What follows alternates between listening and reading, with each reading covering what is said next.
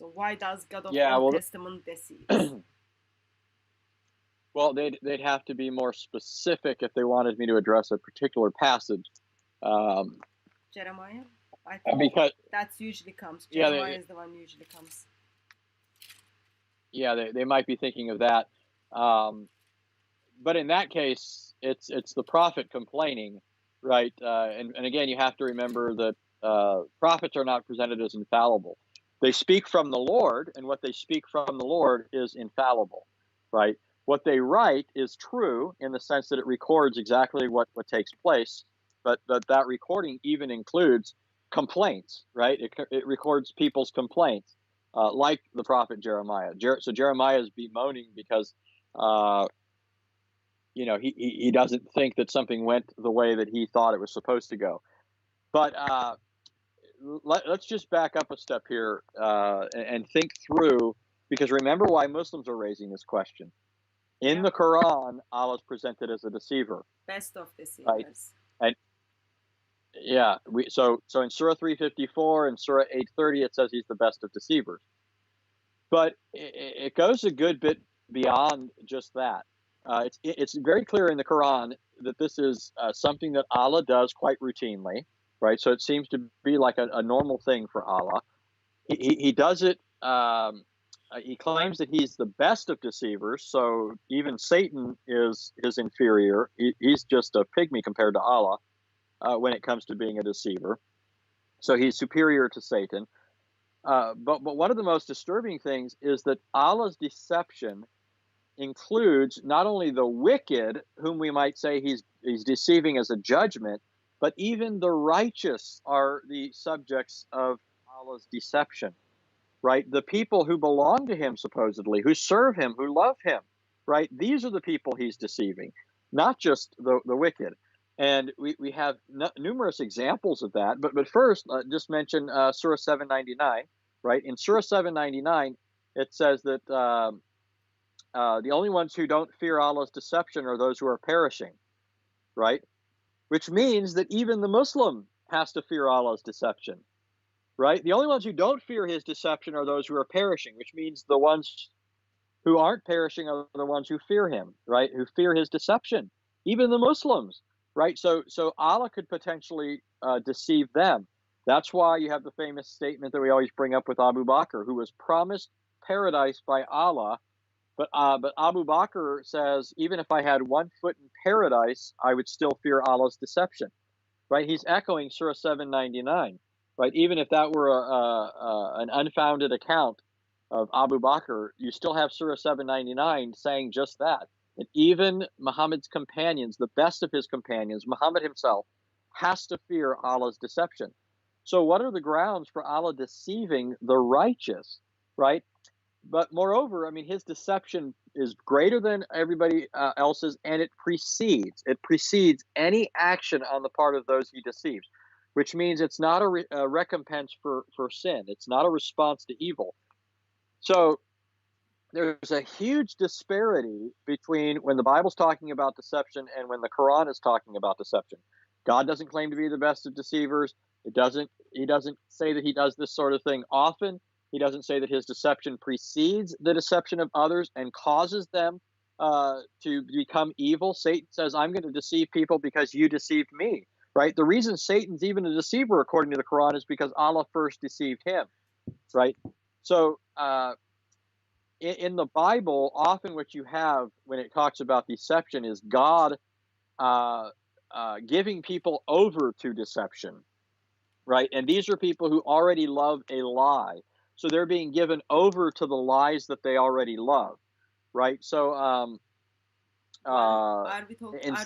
we talking about King's account on the King A? Yeah. So and King Ahab didn't want to hear from the true prophet.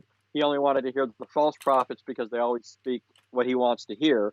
And so then God is an act of judgment. And there's also a very clear satire in the text. It's sometimes what you can't pick up in just reading something, and especially in English that's being translated from another language, is the note of irony or sarcasm that's present in the text. It's not as if Ahab doesn't know that this is a false prophecy that he's being given, that he's being flattered, that his itching ears are being told what he wants to hear. Right? Remember, Micah says to Ahab, "Yeah, go ahead, and the Lord's going to be with you." Right? When Micah does that, he doesn't really mean it, right? And Ahab. That's why Ahab strikes him, right? Ahab strikes him because he knows that Micah is making fun of him. Yeah. Right? So Ahab loves a lie. A lying spirit is put into the mouths of his prophets. This is clearly a judgment because this is what he wants to hear.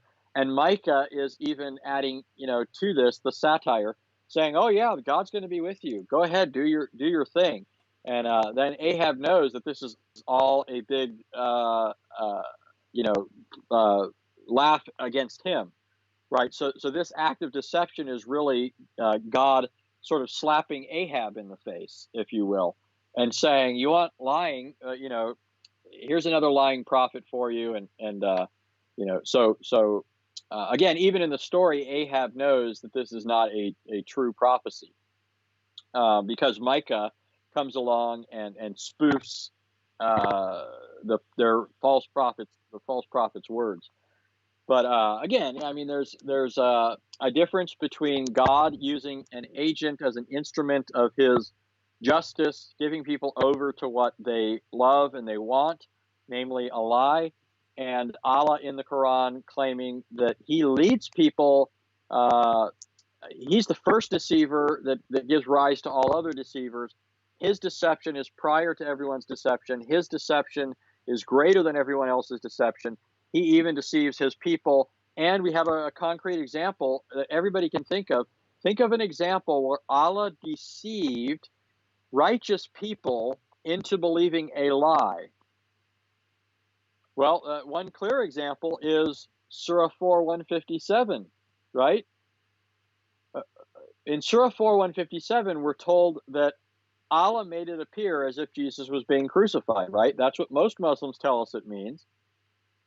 But guess what? The apostles all taught that Jesus was crucified. So this deception on the part of Allah even included Jesus' righteous followers. So if Allah was the one who caused it to appear as though Jesus was crucified, then he was the source of deceiving the apostles, which means all of the Christians for 2,000 years who have been following the apostles are following people who were deceived by Allah, who is deceiving his own prophets' followers, right? So Muslims are just desperate when they're going for examples of deception because they don't realize that when we're complaining about this deception, we're drawing a contrast between what it says about Allah in the Quran and what it says about God in the Bible.